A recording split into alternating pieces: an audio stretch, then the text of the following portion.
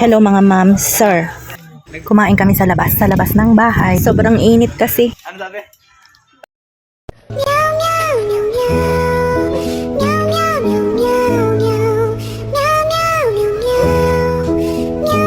Kahit mainit, kailangan walang nakatambak na hugasin. Kinabukasan, kain ulit. Manghihina kung hindi magluluto at kakain. Gulay na ginataang langka, luto ng asawa ko yan. May dilis at nilagang itlog. Masarap na kombinasyon para sa akin. Tapos kasama mo ang pamilya mong kumain.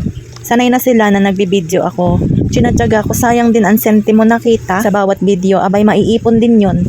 Malay mo, mapansin tayo at maawa si Algo. Kahit papaano naman, may mga sumusuporta din. Enjoy sa bakasyon kapag mahal na araw. Ito yung mga araw na nakakapangilin ka at nakakapagpahinga na rin. Nakakapaglinis ng bahay, sadyang madaming gawain sa loob ng bahay.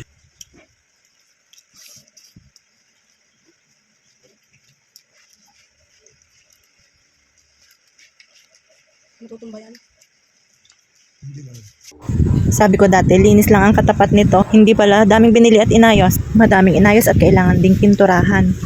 Galing akong bayan, pawis sa init. Deo.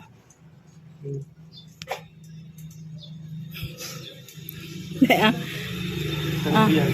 Ang pintura. O na. Kunin mo na. Yun lang po muna. Bye.